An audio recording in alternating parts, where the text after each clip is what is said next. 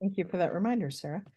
So in a quick 30-second or less, I would like for you to share a win or a piece of gratitude that you had over this last month.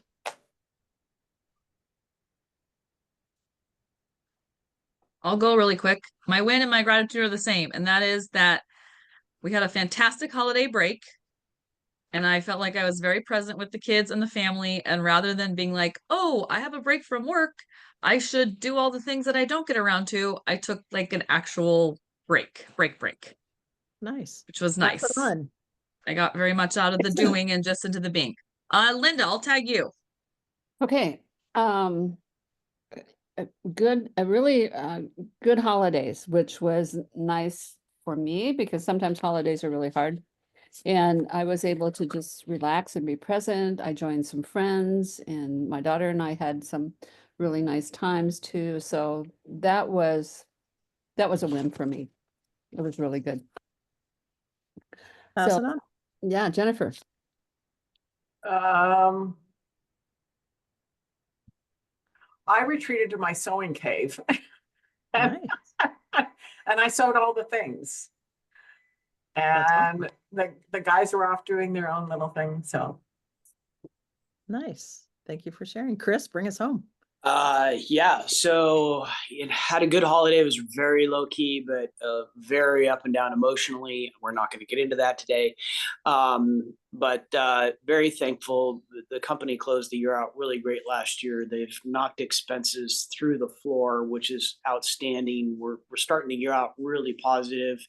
A lot of the changes that the team worked really hard to implement last year are going to have far-reaching benefit this year, and we're already starting to see some of that, and we're not even into the second week of January. So we normally start our year out under the weather, but it looks like we've done really good. The team's done amazingly well this year, and I look at my team and I go, man, I don't know how you guys do it. With all the personalities and everything you've got going. I mean, they just really just know how to bust their ass. So very thankful. They have a good leader, my friend. I'm getting there. Yeah. Nicely done. Nice. Well, I will say I'm really grateful. I had a conversation with my youngest sister, who's 47, and my dad as well on separate occasions, and asked them. They have not agreed on politics since my sister was in high school, and I asked them not to bring up politics during our Christmas because my dad always brings up something political, and made the request because I've seen it divide families recently, and I don't want that to happen to ours. And for the first time since I can remember, not one word was brought up about anything that could have been politicized, and it was actually a really good time. So I was glad I extended my trip. For those of you that watch Yellowstone, if you haven't watched the last one, stop me. But I was watching the last episode of Yellowstone, and they were at Kevin Costner, the dad's funeral. And I thought, you know what? My dad is getting up there in age, and I don't know when all of us are going to be back again at the same time. And so I just need to extend my trip. And so I extended my trip, and I was really glad I did. So yeah, it's good. Cool. And then I took a much needed break last week and unplugged and skied to the point where I was so tired Sunday I couldn't even get up and ski on Monday. It's too bad. Yesterday was beautiful. Well, and I do have to share with you one little video. I took my 3.5-year-old's grandson up, and he did remarkably well. Let's see. I think Of course he did. He's only 3. Right on. Oh, cute. Right. So I don't know if I'll get him back up there again or not, but I hope my $500 investment in him this year pays off and that he gets to go up a few more times, but we'll see. Okay, with that, I have a whole lot of different things today. So I want to share with you something that a friend of mine did, and I thought I'm going to use my little gratitude journal. And if you don't have one of these, let me know because I can get you one. I have some extras. And I thought this was a really cool idea. I'm going to use it in my gratitude journal. She did it on sticky notes, and then every day did it on a sticky note and threw it in a jar, and then kind of went through it. And she ended up with 340. So it wasn't that she did it every day, but pretty close. And I loved this idea. 2 of them are pretty normal, what we talk about. She wrote down, and if she couldn't come up with 3 at the time, she at least made sure she had 1 in each of these categories. And one of them is wins. So like Mhm. listing out 3 wins for the day, 3 things that they were grateful for. And then I love these other 2. One of them was about what am I going to release today? So I'll give you an example. Ooh. Sometimes it's big, sometimes it may be considered little, right? I'm using quotes because that's judgment on something. But like as an example, Sunday, Amanda Yoder and I went up to go ski and I picked her up and we got up to the mountain, got this killer parking spot, and we got out and I'm like, shit, I left my ski boots at home because I normally have them right by the front door and I moved them because I didn't want the dog to chew them up. And I Oh. left them at my house. So I had to leave the killer parking spot, go all the way back down, and I was behind somebody going 15 miles an hour and riding the brakes the whole way down Schweitzer. I get home, I grab my boots, I come back up. I actually got a really good parking spot. But the whole rest of the day, I fought myself skiing. Like, I don't love to ski when there's been 4 or 5 new inches of snow because by the time I got up there, it was pushed around. So it's more like you're going through moguls. And I like groomers. So the whole rest of the day, it was just work, like I was like, give me Vagabond because it's the easiest run on the backside. I was like, I need a rest. My legs were burning. And so that shows you kind of that mindset of something you need to release. So I needed to release the judgment and the irritation with myself for leaving my boots. Mm. Mm-hmm. So think about like what you might have needed to release for the day and also releasing to allow yourself to get some good rest so you don't process that in your subconscious. The Mm-hmm. last one she wrote down was, where did I add value or did I feel valuable today? And I love that one because it can show you trends on either side of the pole, right? The more the ones maybe you want to change a little bit and the ones that are positive, meaning if I felt valuable because of some comments that were made this morning in a call with the women's mastermind that I run, that means I'm doing the work I'm meant to do. Right? If there's ways that I felt valuable, it can also help me uncover, oh, I felt valuable because I got attention because of X, Y, and Z. Right? Like my go-to used to be that I was sick all the time because I got attention. And negative attention is better than no attention, right? So it can help you uncover some trends that maybe you want to switch. So knock yourself out. If you want to do it, great. If you don't, no harm, no foul. But I just wanted to share that because I thought it was an interesting look at something slightly different Mm-hmm. than maybe what you've done in the past. So That's awesome. Maybe I missed it. Who was the gal you were referring to that you I saw? didn't I didn't say. Her name is Diana Stellan. She's a friend of mine. You guys don't know her. Oh, okay. Okay. That wasn't as relevant, so that's why I didn't say it. Yeah. Yeah. No, that's awesome. I like those prompts. Yeah, they're really Okay. good. Okay. Thoughts, comments, questions on any of that? Okay. So here's what I want you to do on your piece of paper. And there's no judgment on artwork, please. No, I'm not an artist, but comments. What I'd like you to do is draw a picture of yourself. And not just a picture, not just a self-portrait. What I want to know is, what do you show people? What do you think people see when they see Chris, when they see Jennifer, when they see Linda, when they see Sarah? What do they see? What do you allow people to see? Hmm. It could be that you radiate joy, so you have like a sun behind you. It could be that I had somebody earlier today put like a squiggly line because they're like, I've been told I have resting bitch face. Like, what do you feel like other people see when they see you? So draw yourself on that piece of paper. It might be a stick figure, it might be a gingerbread looking person, whatever. We're not judging artwork. It could be a word. It could be a description that you draw out. It doesn't matter, but I'm going to give you a minute or two to kind of draw that. And then I am going to ask you to potentially share.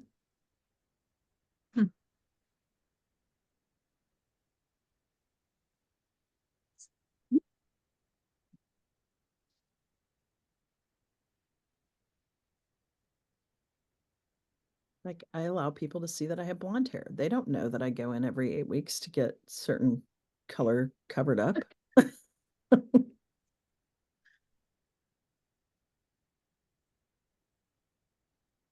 They see that I have an Aura ring. I see Chris's, so I might be interested in my health.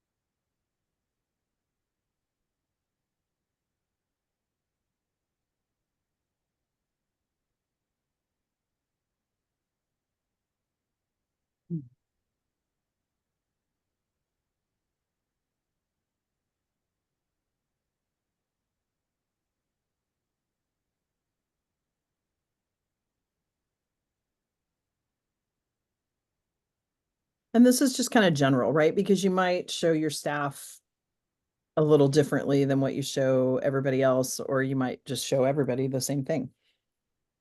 So however you take this.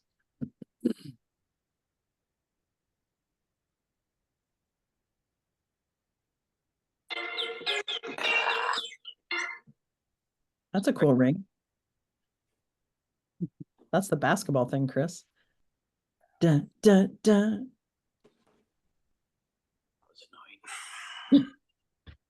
Let it go. What do you need to release? Yeah, what I want to release, you can't release. So yeah. Yeah.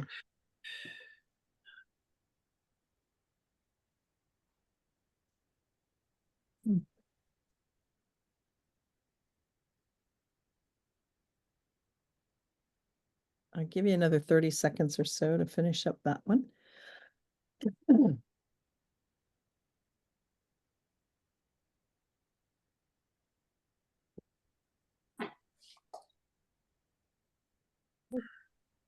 Okay.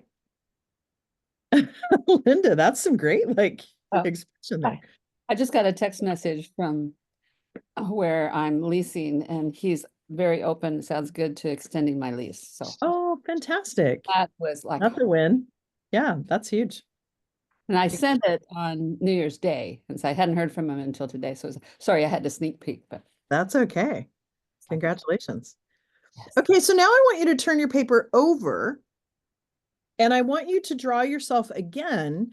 But what I want you to draw here, and there's no judgment here, right? Because there are things, this isn't about blind spots. This is about what do you have inside of you that you don't show other people? Like what's like if you had to show the front side of you that you drew on your paper, almost as if a mask, good mask, bad mask, doesn't matter, right? But like this mask, what's behind the mask that you don't necessarily always show everyone?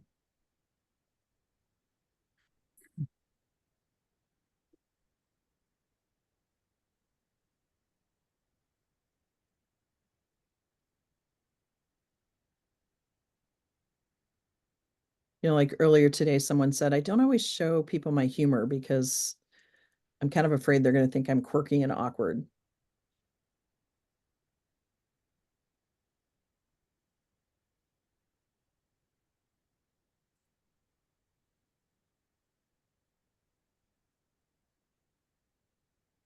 And it may be things that you want people to see more of, or it may be things you don't want people to see. And that's okay. Both are appropriate.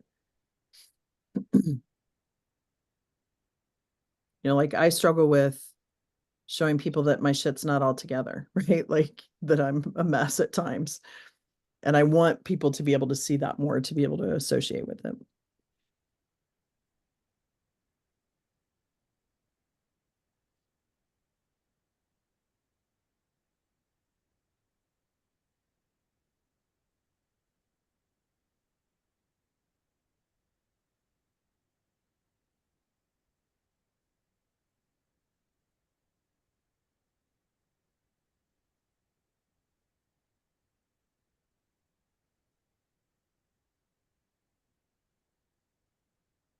I'll give you another minute or so to finish up that one.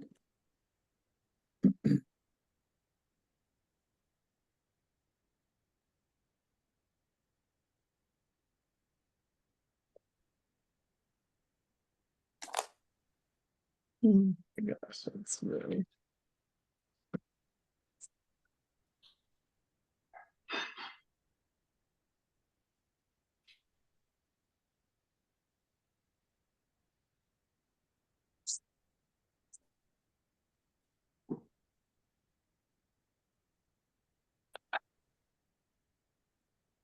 Jennifer Steinbeck, your birthday's this Friday. Birthday week or Saturday Saturday. Oh, sorry. this week. Got it. Was anyone else completely confused as to what day it was last week? Yeah. Okay. Now, part of why I had you go through this exercise, and we're going to share a little bit here, is because, so there's a book that's fantastic. It's called Letting Go by Dr. Hawkins. And part of what he's talking about here, and most of you know this, but it's a good reminder that the world can only see us as we see ourselves. So how we see ourselves, meaning what we display on the outside and how we see ourselves internally is that law of vibration and how people see us in an everyday situation. So without going into like novel like, so kind of keeping it succinct and short, I'd like for each of you to kind of describe what it is that people see on the outside.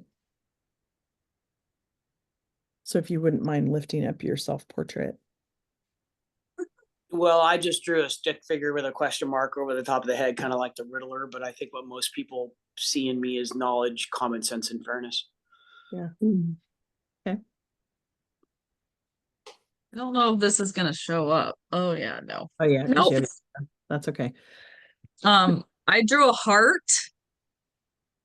And then around the heart, I kind of have like little, I don't know, light coming off of it. This is such I'm not going to do a novel, I promise. This is such an interesting exercise, Debbie, because like your Schottky baskets or bags that you do, it seems so simple and like almost adolescent, but it's like, there's a lot of layers to this. Yeah, there can So- be. Absolutely. I feel like people do see me as having a lot of heart and light and being a kind and thoughtful person. But then there's the other side of paper. Yeah, we'll get to that here in a minute. Yeah. Yep. Yeah. Awesome. Thank you for sharing that.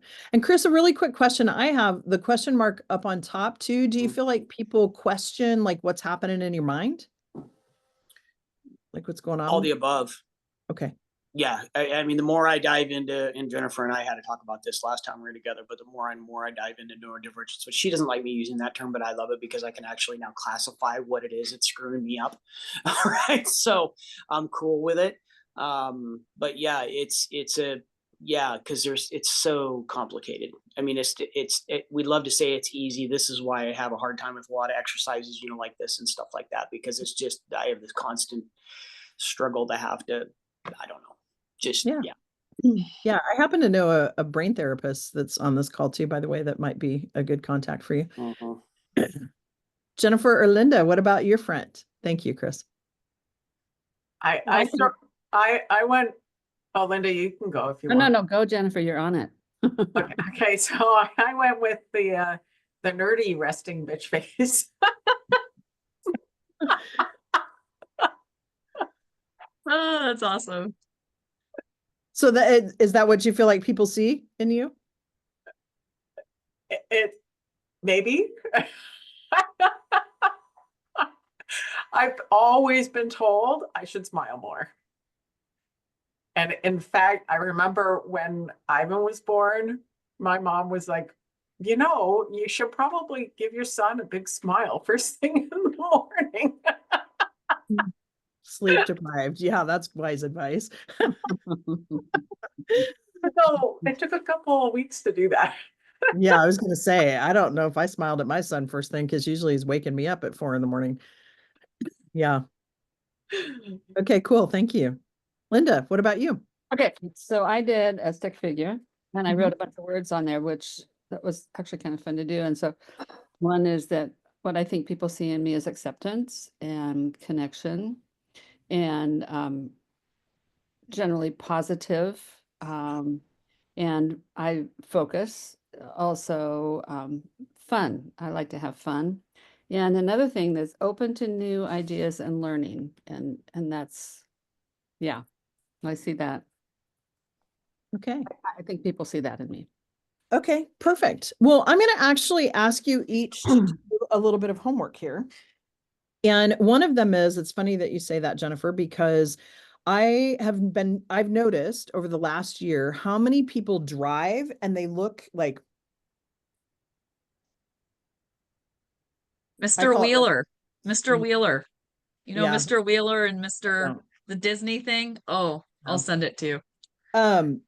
But I think of resting Grinch face, that's what I call it. But Yes. like I've noticed there's just so many people that look so unhappy when they're driving. Now, don't get me wrong. I always know when I need an anger project because I'm screaming at the guy in front of me or calling him an idiot or, whatever, right? Plenty of that happened on Sunday as I was behind the guy going 15 miles an hour. But the point being is that I have now made a practice of when I'm driving to work, and I want to kind of integrate this more throughout the day too, to be really mindful about smiling while I'm driving. Mm. And whether it's I'm thinking of positive thoughts or about my grandsons or whatever the case would be. And it's funny how it creates an interaction then even with people driving by. I've noticed that like, oh, they'll smile or they'll like lift their hand where before it's just like, right? There's a clip that I saw one time too about a guy, he was standing at the bus stop and he just was laughing for no apparent reason. He was laughing. And all of a sudden, people around him started to smile, they started to laugh, and it just created this vibrational energy that created that. I don't know about you, but it's the same thing with laughing babies, or the ones that kill me every time is when I see the people like have a string attached to a doll or a stuffed animal and they move it and the person's like climbing out of their seat because there's, I don't know why that makes me laugh so much, but it does. It makes me laugh like, but if you think about that, laughter is contagious. Mhm. Right. And so I would offer up to you to be mindful about when you're driving or anywhere else, just be mindful of, am I smiling? Like I do it in the grocery store now too, but am I smiling or am I just kind of so intense about what I'm doing that I'm not, like, what vibration am I putting out in the world, basically, right? Mhm. The other thing that I would recommend to you, and feel free to use me as your scapegoat and say your business coach asked you to do this, but I suggest reaching out to 10 people if you do an email because you end up getting like 5 back. But get 5 pieces of good feedback from people and ask them, when you think about me and you can think of 3 words what to describe me and what you see in me, what would those 3 words be? Because 9 times out of 10, there's some that match, but a lot of times there's things that are insightful to us that we're not even aware that people see this in us. Mhm. So do it if you want to, take what you like and leave the rest, but it's a good exercise to see what other people really think and see in us, because a lot of times we're not as aware of what other people think and see in us as what we think. Mhm. So good. Um, Can I share something really quick on that? mhm. I actually had a conversation with my neighbor the other day, and we had gotten a tiny bit of snow, and I was like doing tic-tac-toe in the snow and like drawing flowers and different things. And I was telling her about this book that I wanted to read called Learning How to Laugh Again or something like that. Anyways, she goes, Sarah, you are totally a kid trapped in an adult body. And I was like, what? And she kind of like had this whole explanation. I said, thank you for sharing that. I was like, I see myself as this like the mom of 3 kids and responsible and all these different things. But I was like, I think you're really onto something there. Like there is just like this carefree kid that just wants to. Anyways, so it is so interesting, this other exercise you want us to do of asking people what they see, because it's so different than the lens we see ourselves through. Yeah, and I would offer up too, just a second, Linda, I would offer up too, think about when you see something in someone else that's working for you, with you, whatever, like sharing that with them, because many Mhm. times they don't see that, particularly the positive traits, right? Like Chris, I know Yes. you gush on your team, but like as you're gushing on your team here too, like making sure, when was the last time you complimented somebody on their character, Mhm. right? It means a lot to people. Linda, what were you going to say? Yes. I was going to say, I've seen that in you, Sarah, since the first day I met you. Yeah. Absolutely. Yeah. All right. I need to dig some of those. I need to unpack some more of those layers. Yeah, no, that's, yeah, right on. Thank you. Okay. Now the opposite side. I should always start on the opposite side first, because then it's like Debbie Downer. Yes, I resemble that remark. So anything come out to you? You don't have to share the photo or the drawing that you did, but anything kind of come out to you that, maybe you want people to actually see more of, or that you're okay keeping kind of to yourself, that came out for you, of what's kind of maybe hidden to other people? Well, I don't necessarily know if I want it to come out. I don't know if it really matters at the end of the day all that much, but because I seem to have this crazy need for fairness and I have this compulsion to help people.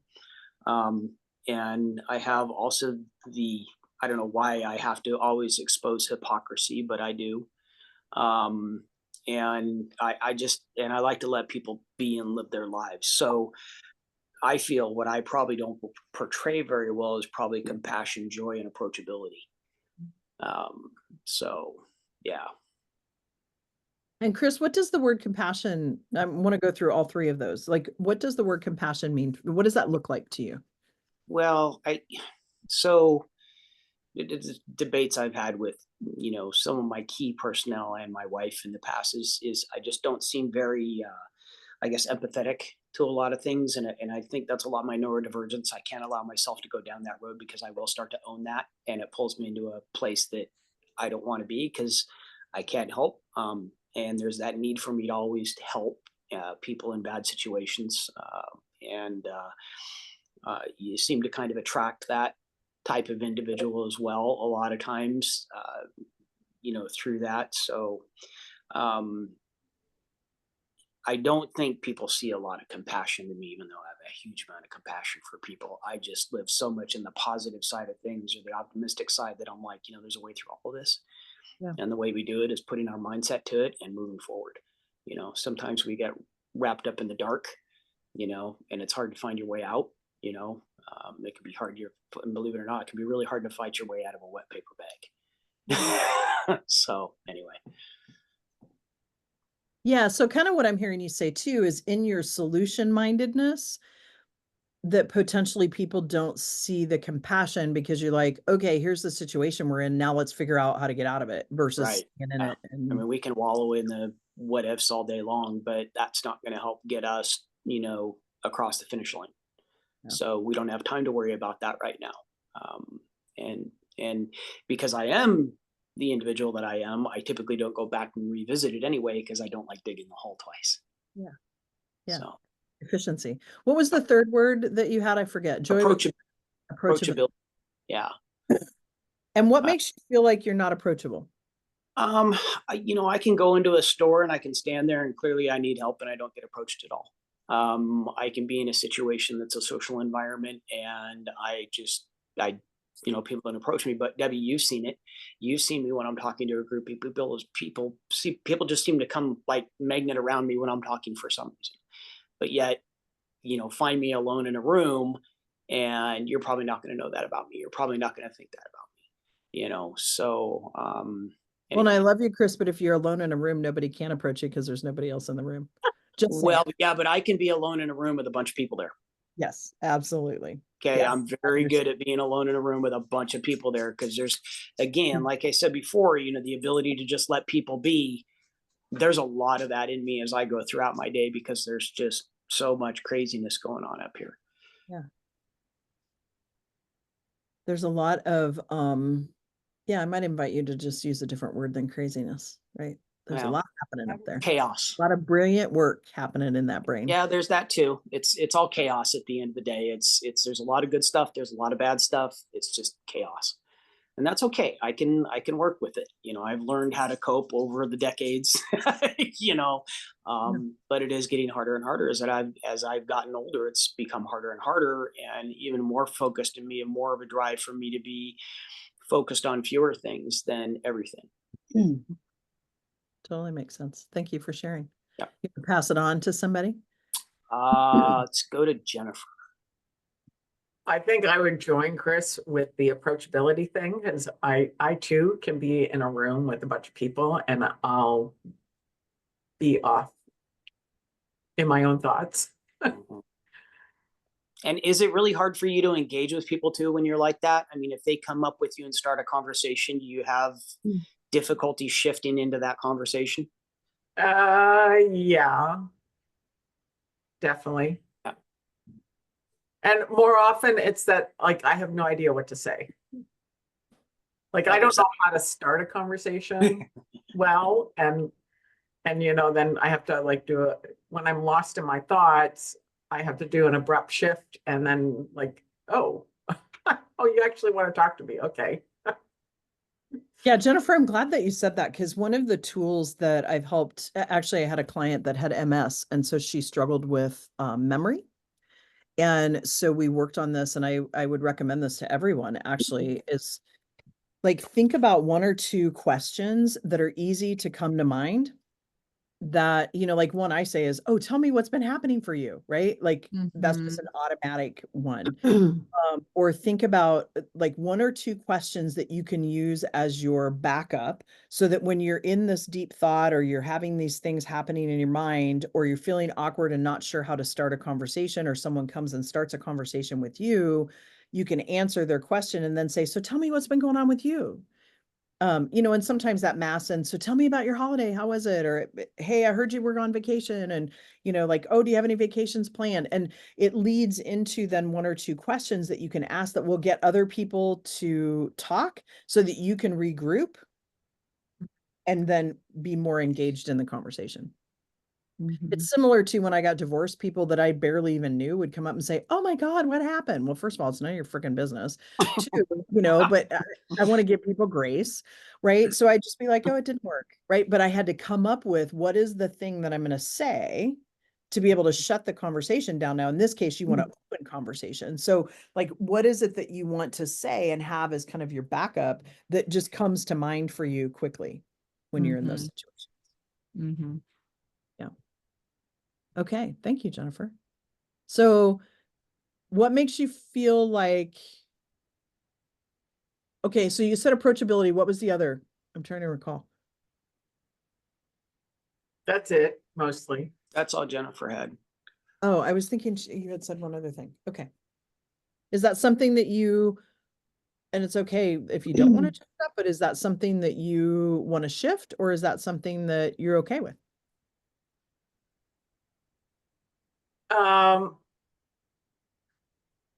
It actually is something that I think that I'm going to work on. I was reading that Mind Magic book I told you about. And one of the exercises is to like get into this relaxation state. And when you're in there, whatever thought comes to mind, the thing that you want to change, you have to write that down. Now you're supposed to do this when you're going to sleep. Like that's not going to happen. So, so I did it, when I was like not going to sleep. And I decided that the thing that I want to work on is being a little bit more open and warm when I'm trying to connect with other providers. Awesome. And so Jennifer, I would suggest if you haven't done this already, describe what open and warm looks like and how it feels for you.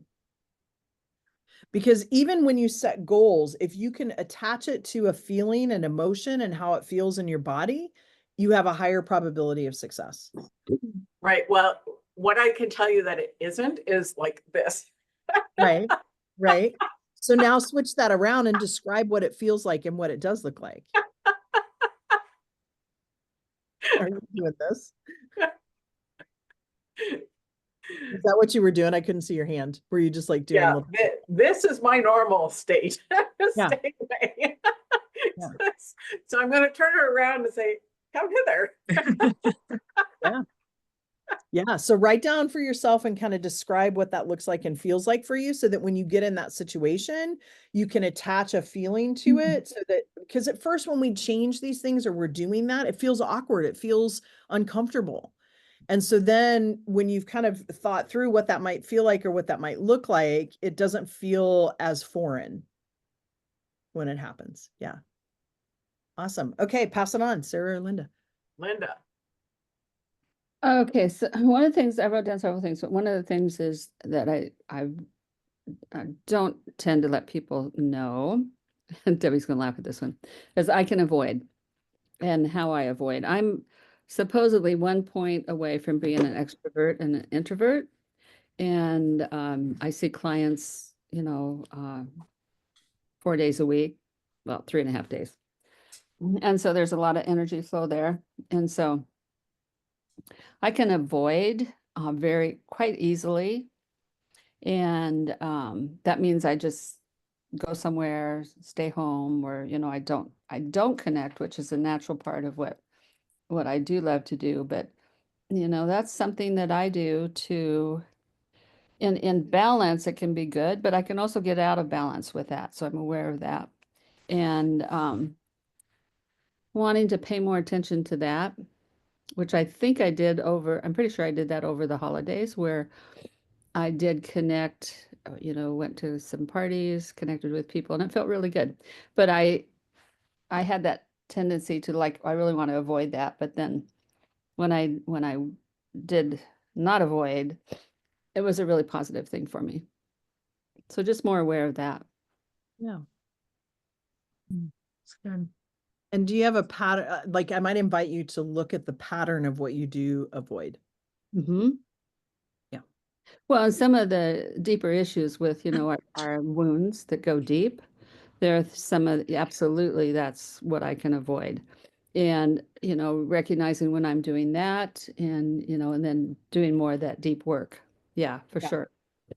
Absolutely. And I want to share a little bit from this book. The interesting thing too around like this avoidance sometimes what happens is when we are trying to let go of a negative feeling or a negative thing that's happening in our life, it's really not like, I don't know if you've ever been in this situation where you're trying to let go of something and you're struggling with being able to let it go. Sometimes it's not the struggle of letting go, but it's really about that we're resisting the opposite of that.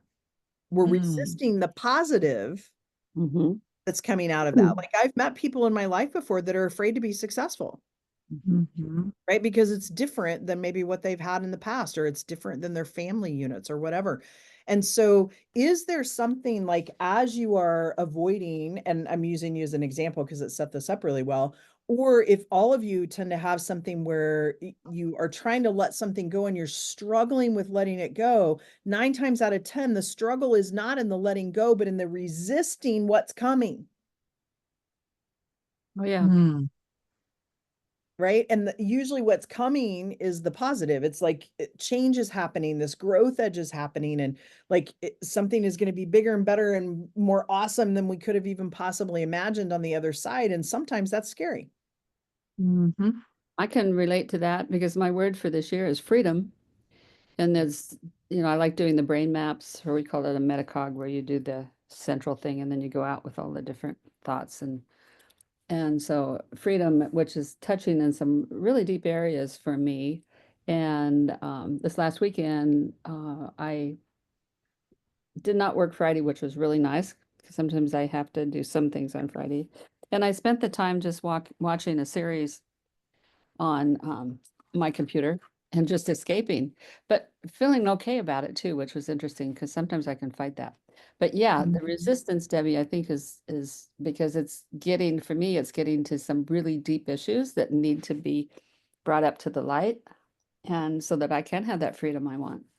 Yeah, But that's yeah, good. That's no, some I great I advice. I could definitely relate. And so for all of Good. you, I would think about like if there is something that you're trying to let go of in this law of polarity, letting go and receiving, right? So what am I afraid of or what am I resisting in receiving? And that then uncovers these double binds and these loyalty packs that we have that we need to unwind in order to then be able to step into it, right? Whether it be thoughts about money. Somebody today, when I was giving the homework to ask people what they thought, they're like, oh, but I don't want to be braggalicious, right? Like I don't want to be somebody that thinks that I'm bragging about things all the time and wanting all this accolades about things. And I'm like, oh, there's a message there, right? Like, what's that about? So what are you resisting? Finding out what people really think about you, or, like, or afraid that there might be something you hadn't thought of, who knows, right? But like, that's that resistance. So the resistance isn't necessarily always to a negative thing. It could be to the success. It could be to the, what's going to happen if I reach my goal, right? It's different than what you've potentially been doing now. And sometimes that resistance is because we've also been getting something in return, right? Like my MO used to be that I was sick all the time. Did I say this to you guys earlier? I'm Yeah. getting this deja vu, right? And You so, just referred to it. You didn't yeah. talk about So it. Yeah. when you think about like I was getting attention, so like gaining something too. So just looking at what and where the resistance is coming from. So and one of the things to think about too, as you think about these things, is fear. The good news about fear is it is higher vibration than apathy. Apathy Mm. is one step away from death, Mm. right? And so fear is actually a higher vibrational level than apathy. So if you find yourself getting apathetic, then the question becomes, whoa, what am I totally resisting? And what's the fear about? But I don't see that in any of you. So, okay, Miss Sarah, what's your other side? Okay, so I tried to draw a picture and it looked it wasn't like bad, it looked inappropriate. So I erased it. I was trying to draw a muscle. And it's just, yeah, I was not gonna try to show that. So that's what came to mind. And came to what mind? that muscle strength. Okay. For some reason I don't like want people to see my strength. Okay, this actually it's like two very opposing, it feels like two very opposing concepts. So on the one hand, I don't want people to see my strength. On the other hand, I don't want them to see what the word that I feel like is brokenness, but really it's just my humanity. It's being a human. For instance, and what that translates to is the whole kind of like recovering perfectionist. I don't know, I might want to come up with a new phrase for that, but like I met with Jennifer, I don't know, a couple weeks ago to talk about maybe working with her. And when I got off the phone, I'm like, oh my gosh, I probably sound like such a hot mess express to her. And I had this whole like conversation going in my head, and I'm like, stop, like, I'm just a woman, middle age, working through some stuff. Like, this is not something I'm doing wrong. It's just my reality. But like, so my humanness, I seem to not want people to see as well. Yeah. Which sounds so silly to say out loud, but Qualifications. Yeah. I mean, yeah. I said, raise a hand. How many of you kind of feel the same way? Hello, having my shit together, not having it together. That's humanness, right? Like, Yeah. yeah. Yeah. It just, One, it one, shows one of my mentors said that everyone has their own unique neurosis. Yes. That's a truth good to one. that. Yes, there is truth to that. Yeah. Yeah, so this exercise really was to help you see, right? Like you have polarity here too in yourself, in the fact that there are things that you think others and perceive that others see in you, and there's things that you see, and some of them are things that you want to keep private, and that's very appropriate, and other things that you may say, oh, I wish people saw a little bit more of this. And then the question becomes is what would it take, right? So as an example, Sarah, I'm just going to use yours. Like, let's say you wanted people to see more of your strength. What would it take, like, for me to show that? Well, it might be me like listing out and realizing my own strengths, right? And so then it gives you some inspired action to potentially take to move forward on that. Mm-hmm. And I think there's either, what would it be? Double bind, and what's the other one? Loyalty pact. I think there's one of those involved here, because in my mind, it's like sometimes I want to be a kind and soft person. Like I want to have people feel seen and heard and all that. But then it's like in my mind, if I more kind of display strength or assertiveness, it's like, okay, that's not gonna be read as kindness and softness. You know what I mean? So I think that's Yeah, some somewhere messaging. in there. Yeah. Yeah. And sometimes it's not a loyalty pact or double bind, it just might be messaging that you heard, right? Yes, definitely that. Yes. Yeah, absolutely. And so I kind of want to talk about two laws here. One is this law of non-resistance, the universal law of non-resistance. And really it's that order is heaven's first law. So play with me here. It's not religious, but the universe is an ordered place, right? You look at nature, and nature is this outward expression of the universe's order. There are seasons in certain areas. There are certain life cycles, things, right? Like you think about nature and there is an order to things. You know, my son likes to always talk about, I probably shouldn't share this, but he talks about how, what is that? Gosh, I just lost the word for it. Like when stupid people have things happen to them, he's like, yeah, it's not Maslow. What am I trying Oh, to? survival of the fittest? Yeah, thank you. Survival of the Yeah. fittest, right? Like, come on, there's, right? So, like, but nature is that expression of order. There is order in nature. Mhm. And all the processes in nature are successful. When they become unsuccessful, it's because we humans do something to mess it up, right? Like we go in and think we know better and try to change the order of that. But nature knows no failures. Like even when you think about tsunamis, you think about the big, huge tidal wave that knocked off part of the pier in whatever beach it was in California. Like all of those things are nature correcting itself. And there is an order to that. So when you think about the universe being an ordered place, it's operating for the good of the whole, right? And when we fall out of heaven, meaning we have chaos or confusion, this is an indication that we're resisting the order of the universe. We're resisting either positive or negative on the law of polarity. We're resisting a change that's being asked of us to grow and live out our more life directive. Now, if we don't understand what our life directive is, it makes it a little bit harder. And we each have a deep knowing of what that life directive is. And so you got to trust your intuition with that. And when you think about obstacles that come into play, right? Obstacles, you can create resistance with an obstacle. And if you like hit a rock over and over and over again, or what is the definition in AA of insanity is like doing the same thing over and over again. Right. And when you expect different results, that's not going to happen. That's friction. That's resistance, right? If you think about water runs into a rock and it doesn't try to go over it unless it's like a huge amount of water, right? But if it's just starting this little stream, it just goes around it. You know, so as you have obstacles, think about the energy that you're exhibiting in the friction versus, oh, how do I just go around this? What would it take to get rid of this obstacle? Because then the obstacles can be viewed as stepping stones to your success. And when you think about success, this idea of non-resistance, also, you hold within yourself the view of what constitutes success for you. Now, part of that's unwinding messages because we have messages that get in the way. You have the metaphysical, which is the thoughts, the ideas, and everything else. And then you have the physical where you turn it into form. That's the law of transmutational energy, right? So it's this metaphysical, when you put it into form, you got to go through this whole pathway of the monkey mind, right? Like all of these messages and all of these things. But success, you know, and have this view of what constitutes success for you.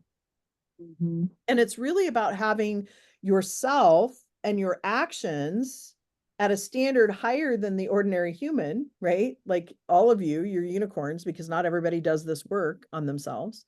But it's also about making sure that they're in alignment, because when our standards of integrity and our life intentions conflict with what we're doing and what we hold as success, there's a rub, and that becomes the resistance, right? Versus this is an alignment, which creates ease. So if you feel resistance, it's a good idea to kind of look at what's my definition of success here? Or what's my definition of what this looks like and what this feels like, which is why I asked you, some of you, to think about that question when it came to your external and internal of who you are. But it's really then too, when you look at this and you think about your own level of success, it's also where you spend your time and your thoughts. Now, some of you, and I know, Chris, you had the question mark, right? That like, you've got all these thoughts going on. And sometimes we have to, and I don't want to use the word that you've been using, the neurodivergent, but whatever it is, right? Like whatever is causing your brain to do those things and helping to understand and bring more awareness to it, then allows you to equip yourself with tools so that you feel success. Now, what I struggle with is when people try to create tools that create success in what they feel other people think is successful. Which is part of, Chris, what I've loved about working with you is because you create what you see as success, and I'll be damned, who cares what everybody else thinks about it, right? Like, and that's a beautiful trait to have. They're not on my journey. Yeah, and they're not in your life, right? Like it's just not something you're available for, and that's okay. You're not rude about it, you know, but it's like, it just that runs for you. And so that's, if you want to know what you feel is successful, look at where you spend your time, look at where you spend your thoughts, and where you spend your money. And the reason I suggest those three is sometimes, like I will tell you, I've spent a lot of money in health and wellness. Nothing wrong with that. But what I realized is the driver behind that was because deep down, I thought something was inherently wrong with me. So we got to find what's wrong, right?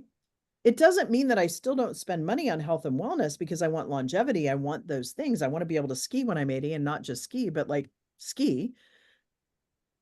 And, but when I think about what was the driver behind it, right? It's a different driver than it is today. And that even revolves back to why I was always sick. It's an attention thing, right? So then it's about also digging into some of those wounds that come into that monkey mind in order to bring it to form. Does that make sense? Mhm. I know I'm throwing some heavier concepts here. And so then the question becomes, the law of polarity is, why I'm driving, do I want to have resting Grinch face or do I want to smile? What vibration do I want to put out in the world? Mm. There's Very good. opposites on both ends of the pole. Sometimes the pole moves this way. So as I move further into a growth situation, sometimes it moves this way. As my capacity to feel joy, sometimes my capacity to feel pain gets bigger. Other times it's when I Mhm. feel joy, the pain seems less. Because when I look at things every day as a miracle or have gratitude, I'm not being positively toxic, that positive toxicity. But what I'm looking at is, okay, what am I learning from this? What's the growth opportunity here? What's the emotion? I want to feel the emotion, because when you don't feel the emotion, that's when it gets all bottled up and it comes out in weird ways. But sometimes that pole moves this way versus this way. So ask yourself the question every day, what vibration do I want to put out there in the world? Mhm. And what do I want to attract? Because we attract what we vibrate. So with your 4 questions that I gave you before, ask yourself when you get up in the morning and your feet hit the ground, what vibration do I want to put out there? Like one of these days, I'm just going to break out in laughter at the grocery store or somewhere just to see what happens, right? I love that. Those games. Thoughts, comments, questions before we end for the day? This is really good. Good. I think I'm going to make my family do it. Okay, good. Yeah, it's a good exercise. Okay, folks, with that, I will see you in a couple of weeks. I think I have all of you on our schedule. Chris, we are not meeting up at the mountain for our next one. It's the one after that because we booked the next 2. I just wanted to point that out to you Is because that when next week? I believe so. Let me just Okay. double check. I just don't know if it's Tuesday, calendar. January 21st. It's from 3 to 4:30, so Okay. you can see all day Okay. and then come down here. All right. Yeah. Cool. Yeah. And then I sent you a text too, Chris, about invoice. So just if you could follow up on Yeah, that. I had Tina was off, so I will I don't make know sure. why I called her to- Tammy. I don't She- know. Sorry. Yeah. And then Linda and Jennifer, I will see you all. And Sarah, I'll talk to you tomorrow. And Yep. reach out if you need anything. Thank you guys. Sounds Love you all. good. Bye, Good everybody. Tuesday. Bye. Bye.